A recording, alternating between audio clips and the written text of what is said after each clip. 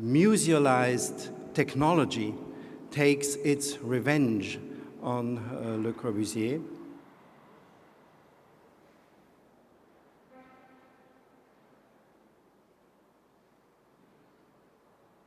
Architecture, one would assume, is no medium for autobiographical reflection. The shape of a ventilation shaft, the casing of an elevator engine, a gymnasium or a child care center should be pretty much determined by their functions. Yet none of such appears to be the case here. Why do the ventilator shafts emerge from box-shaped podiums in a way that makes them look like pieces of sculpture, standing on their bases?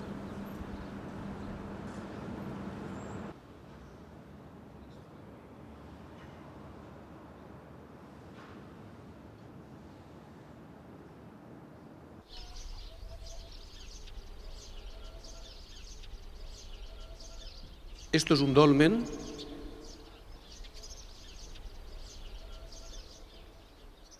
En el dolmen aparece por primera vez algo que es creación humana, algo de lo cual ni siquiera Dios creador fue capaz. Y eso que Dios creador, según la Biblia, hizo mucho.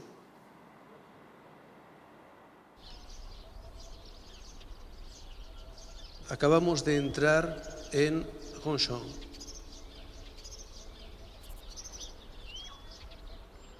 Muestra cuál era la condición humana, estar adheridos al suelo, pero por otro lado muestra la reacción humana al ser capaz de inventar, de crear, de hacer aparecer desde la nada un espacio que antes no existía.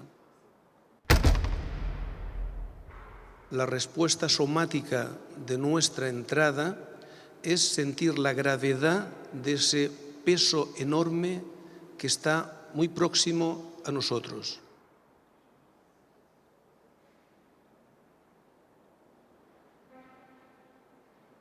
Le Corbusier no es un arquitecto neoplástico, donde la arquitectura ocurra toda ella en un instante. La arquitectura de Le Corbusier propone momentos distintos de una transformación. Es muy narrativa.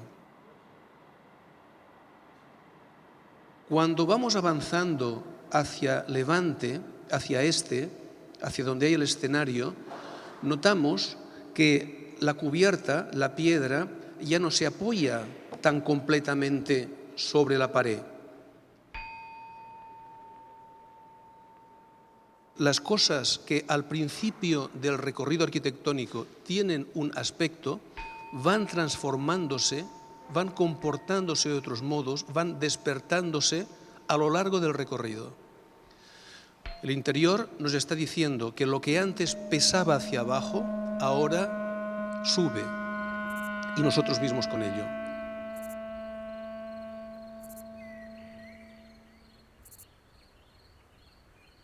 Briefly then, a few words about Corbusier and the inventive process.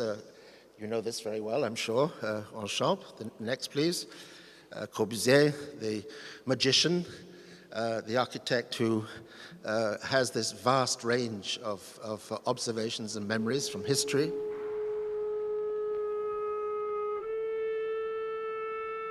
Is this a vision of modernity, of a kind of abstraction of, quote-unquote, the essence of architecture in modern terms? Or is it, tout le contraire, the notion of l'intemporel, basic things which are almost invariants in the history of forms? Next, please. Or is it both? In fact, it also corresponds extremely closely to an experience Corbusier had in a hotel in Rome during the Voyage d'Orient, when he came back exhausted and he had a kind of daydream of these solids floating above his immediate impressions of Rome. So there's something to do with an extremely primal image coming into his consciousness at an early stage. Here he is as a young man, the Voyage d'Orient, contemplating the broken stones of antiquity. And if you stop and think about it, of course, this is a totally posed, narcissistic photograph. And isn't this to do with the structure of the modern tradition? You are in 1620 in Gallipoli, in the southern part of Italy. Behind you, there is Michelangelo, Bramante, there's Rome, there's all that's been happening, and you are inheriting all of these discoveries and you're doing something else. Next, please. So what? I mean, it's no guarantee of anything. Depends what you do with it, right? And sometimes there's a very precise observation or a very precise inspiration. Next, please.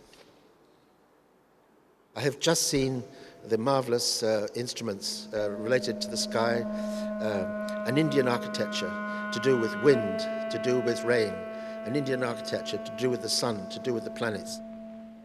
Nothing to do with Vignola, he says, and then falls asleep in his hotel in Delhi with this profound observation. So this kind of, the traveling eye, let's say, the architect who goes to a new place and looks for touchstones or things which can generate a connection.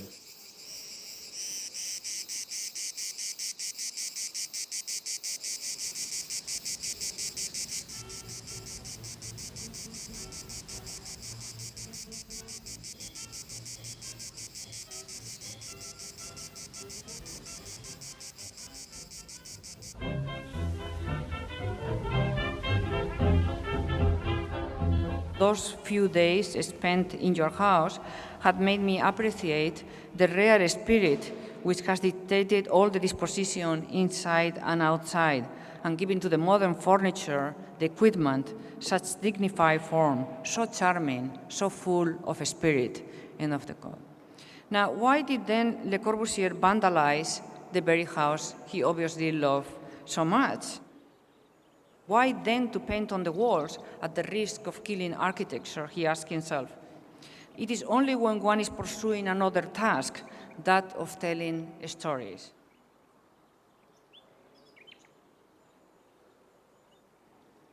We will have to go back to Le Corbusier's earlier travels to understand this story, to the strange, inaccessible places and scenes that in his works he had conquered through drawing. At the very least, we will have to go back to Le Corbusier's trip to Algiers in the spring of 1931. This is what he will describe as his first encounter in what will become a long relationship to this city. He talks about it as if it was a personal relationship, right? He said later that he had been profoundly seduced by a type of woman particularly well built. So he talks about a woman as a building, right? Particularly well built, of which he made many new studies. Our wanderings through the side streets led us at the end of the day to the Rue Catarutki, where he, that is Le Corbusier, was fascinated by the beauty of two young girls, one Spanish and the other Algerian. They brought us up a narrow stairway to their room, where he sketched some nudes on, to my amazement, some school graph paper with colored pencils. I think significant that Le Corbusier describes drawing itself, and this is one of the strangest definitions of drawing that I have ever read in my life. By working with our hands, by drawing, we enter the house of a stranger. We are enriched by the experience. We learn. So, from the months immediately following his return from Algiers in 1931 up to his death, Le Corbusier seems to have made hundreds and hundreds of sketches on yellow tracing paper by laying it over the original sketches of the Algerian woman and retracing the contours of the figures.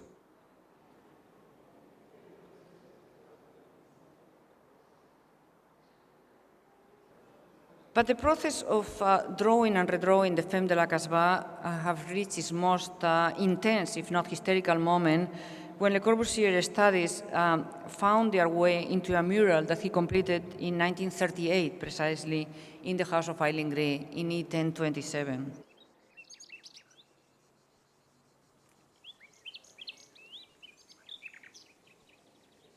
In fact, Le Corbusier complimentary letter to Eileen Gray, sent from Cap Martin in the April of 38. I don't know whether you noticed this, but it took me a while to notice. It was not the content of the letter that was so amazing, but have you noticed the letterhead there? Hotel Aleti, Algiers? 1931 is when Le Corbusier was in Algiers, right? The murals are 1938, so he's got to carry the letterhead to Paris and then bring it to Cap Martin and write this letter there at the very moment that he must have been thinking that he was going to do these murals there that were based on the original sketches that he had done in Algiers. And in both circumstances, in Algiers and in Cap Martin, the scene starts with an intrusion, the carefully orchestrated occupation of a house.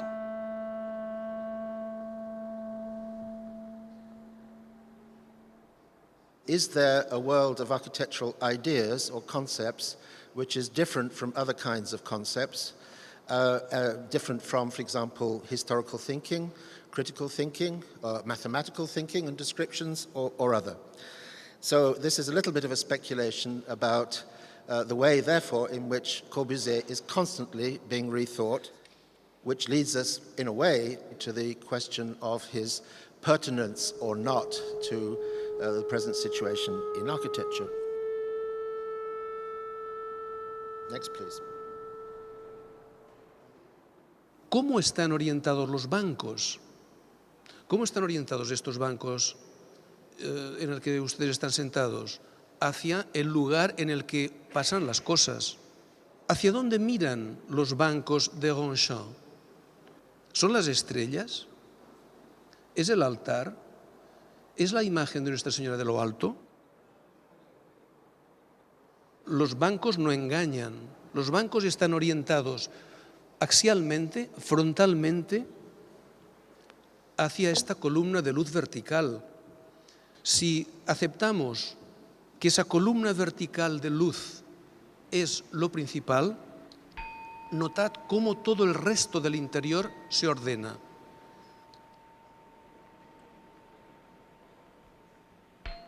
Como si fuese una procesión de acompañamiento, una estela de acompañamiento de esa luz vertical.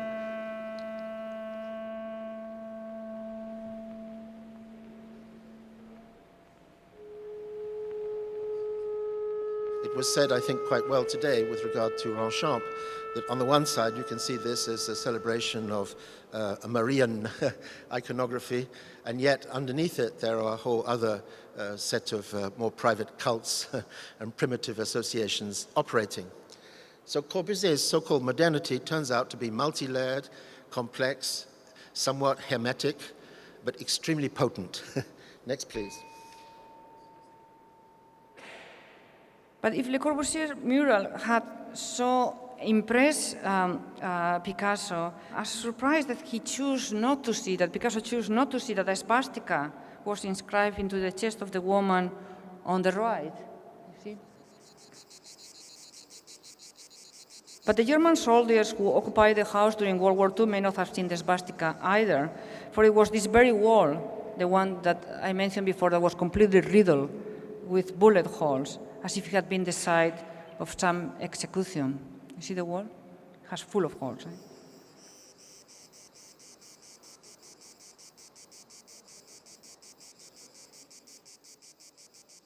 Well, isn't rethinking Corbusier involved in this kind of exegesis with a certain kind of passion, a certain notion, I have the truth. In fact, he whispers to me at night. There's a lot of this sort of aura around this whole thing, which I find a little bit troubling. But at the same time, it's the power of Corbusier. Why are we all sitting here talking for the 150th time about Le Corbusier? What is it? There's something there. There has to be, I think. Next. ¿Qué vemos en el escenario? Yo veo estrellas, yo veo una constelación. Siluetas tenues, blancas, ascendiendo entre las estrellas.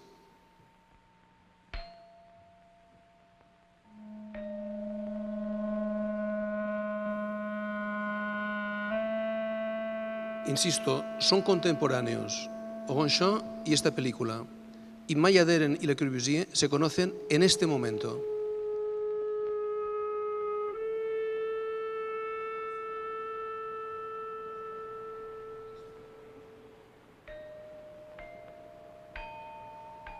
En los años 30, Maillard es una de las líderes trotskistas universitarias en Estados Unidos, pero desde el final de la Segunda Guerra va a ser la madre del cine de vanguardia americana.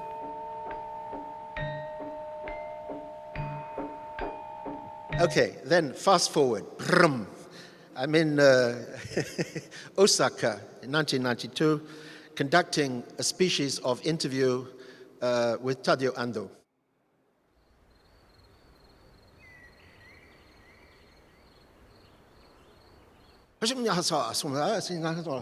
Sub-Saharan Railway,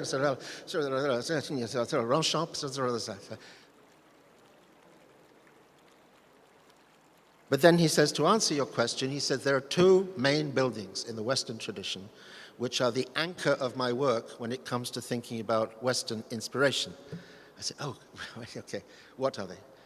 Well, the first one was Ronchamp, and the second one was the Pantheon in Rome. Okay, figurez-vous.